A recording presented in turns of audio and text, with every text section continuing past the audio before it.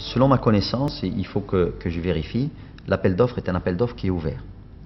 Et donc, tout intégrateur, il peut avoir n'importe quel ERP, bien sûr, qui répond, je dirais, au cahier de charge, et le bienvenu pour soumettre une offre.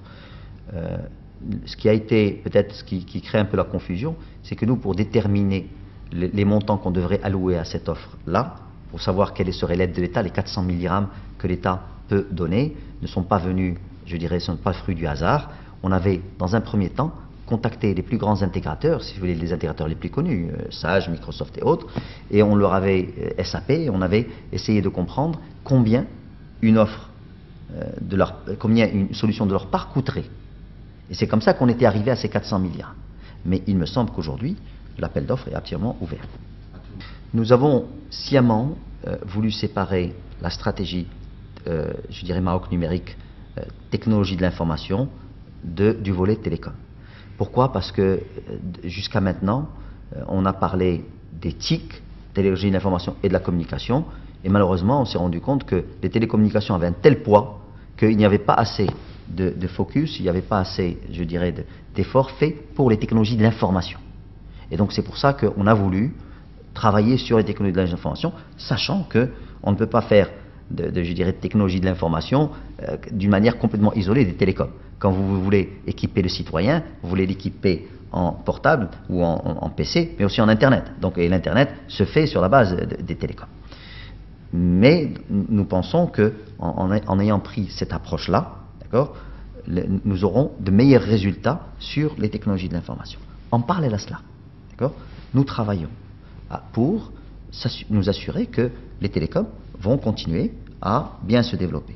La NRT a été chargée par le conseil d'administration dont je fais partie de faire une nouvelle note d'orientation stratégique, d'accord, qui va nous emmener jusqu'à 2012, d'accord, et clairement que cette note d'orientation stratégique va proposer de nouvelles mesures pour généraliser encore plus l'utilisation des télécoms, pour, je dirais, généraliser le broadband, donc pour l'Internet. Et là, on se rejoint avec Maroc numérique, puisque un des fondements de Maroc numérique, c'est la généralisation du broadband.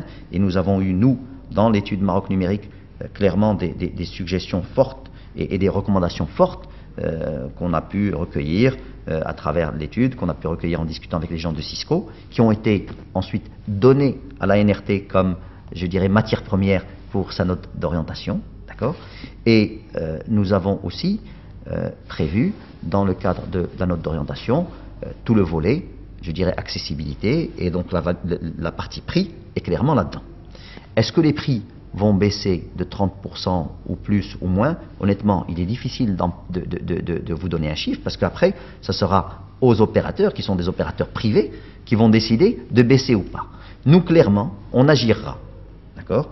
Et je l'ai dit, en tant que responsable du secteur télécom, j'ai dit il va falloir qu'on trouve des bons leviers pour inciter, d'accord, à une baisse de prix et à une augmentation de la qualité. Vous avez par exemple le prix de l'interco. C'est quand vous êtes un abonné Meditel, vous voulez appeler un abonné, je dirais, Maroc Télécom, le Meditel doit payer de l'interco, ce qu'on appelle les coûts de terminaison à Meditel, à Maroc Télécom. Vous pouvez vous arranger pour faire baisser, parce que là on contrôle nous les prix les prix de terminaison, les coûts de terminaison, donc le prix d'interco. Donc la NRT peut décider demain de baisser ces prix-là, et à ce moment-là on verrait une baisse de prix de la communication. Ça c'est un exemple. Un deuxième levier, c'est le partage d'infrastructures. Aujourd'hui, quand chaque opérateur télécom met en place sa BTS en construisant un pylône qui lui coûte 70 à 80% je dirais, du coût, pour faire de la fibre optique, il est obligé de creuser tout seul. Si demain on les incite, d'accord, à partager ces infrastructures, ben écoutez, ce sont des coûts en moins pour eux, et donc qu'on devrait retrouver au niveau du prix de la communication.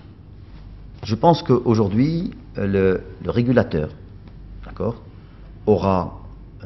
peut déjà aujourd'hui, et de demain, pourra avoir d'autres prérogatives pour s'assurer que ces mesures, qui sont des mesures importantes pour le secteur des télécoms, qui sont des mesures importantes pour le consommateur, qui sont même des mesures importantes pour les opérateurs télécoms.